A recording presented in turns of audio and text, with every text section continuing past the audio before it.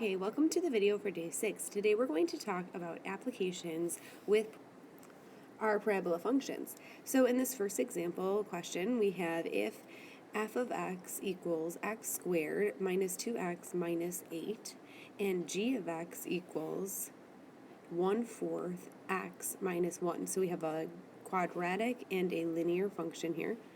For which values of x is f of x equal to g of x. So basically they're just asking us to find the point where these two graphs intersect. Now for this one, I think that we could go ahead and set these equal and solve, but we have a lot of fractions and I see a lot of decimal answers. That's going to be very difficult to do. There's a shortcut in the calculator.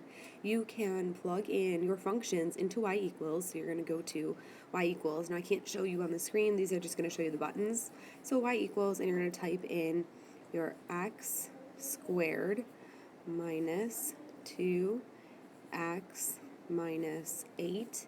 And then in y2, so you're going to need to hit the down arrow to go to y2, you're going to put in, if you have the fraction button, math, and then over to the frac tab on this side here, and number 1. Or you might have the calculator that needs to do alpha y equals. If neither of those work, you're going to use parentheses around the 1 divided by 4, close parentheses to tell your calculator it's a fraction, then the x minus 1. And then in your calculator, there is a way to just trace this intersection. You find that by hitting the second button and then this trace, which means to calculate. We're going to calculate. And then if you scroll down or select number 5, you'll see intersect. Then it'll ask you 3 questions. You're just going to hit enter 3 times because it's going to ask if you're on the left function, the right side of the function, and then if you want to guess the intersection. So enter 3 times, and then your calculator will tell you the intersection, which is choice 3. So that was just a lot of calculator where we just let it trace the intersection. I'm going to leave the next one for you to try doing the same thing and see what you get for an answer. Now in this next question, we're going to look at an old exam question. Player attempts to kick a football over a goalpost. The path of the football can be modeled by the function, and they give us this function h of x, where x is the horizontal distance from the kick and h of x is the height of the football above the ground when both are measured in feet. So the key information here is the function that I already highlighted and that these are both measured in feet. On the set of axes below, we need to graph the function over, and they give us this specific interval. So they are telling you that your x values need to start at 0 and only go up to 150. Now they are also giving us the number of hash marks so that I know how much I have here.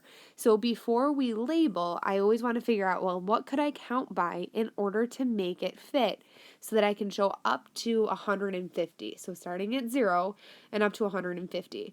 We can do this by figuring out how many marks we have, which there's 30 of them.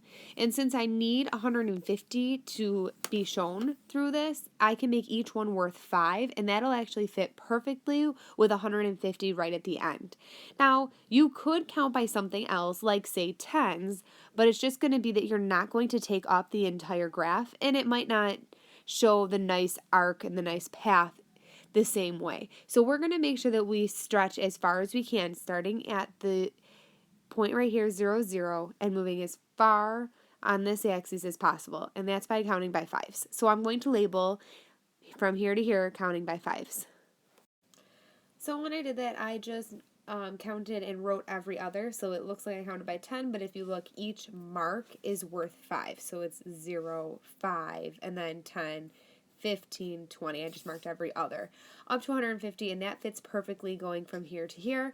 So I think that was why I chose to count by that, and I knew that I needed 0 to 150 because of the domain that they gave me.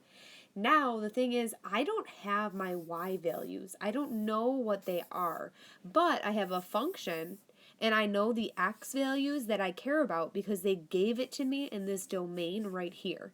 So that means that I need to put this function in y equals and go to the table of values. So first, let's do that. Go to y equals in your calculator and put parentheses around the fraction.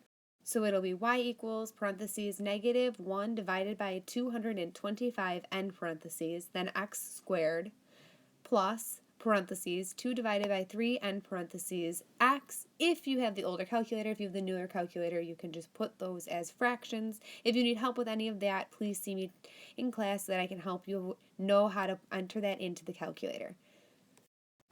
Now, when you do that, if you'll notice, in the calculator, I start seeing a lot of decimals and things that don't look well. Even if I started at an x value of 0, which I know from the domain and from my graph that that's where I need to start at, when I look at that value, it's 0, 0, but then at 1, it's a decimal. And that continues for 2, 3, 4, and I keep moving. I see a lot of decimals. I don't want to try to graph any of those decimals. So I'm going to keep scrolling through to find the next nice point. And it happens at 15. At 15, the y value is 9. So that tells me that that's a good point. So then I see that that means that I really don't care about the in-betweens. I want to count by 15 and see if I continue to get nice points. So if you'll remember how to do that, you need to hit second window for table set. You need to tell the table to start at 0, and then you'll see that triangle table, which means the delta or the change in the table, and we want to change that to 15, so it counts by 15. Then if you go to the table, now we see a nice graph where I can see 15 is with 9, 30 with 16, 45 with 21, and so on and so forth, up to 150 back at 0. So that tells me that that's the table. That's what I want to count by. So we want our y values. From that table, I can see that they need to go as high as 25. So we can write that table down. So again, I copied that right off of my table once I changed the settings. And we can see that I now have the same on each side. So this is a nice parabola. I should see it come up and back down. I'm going to leave it there. You're going to figure out what to count by and then plot the points. And don't forget all of your labels. So a title, a label for the x's, and a label for the y's. And we'll continue in class. Have a good night.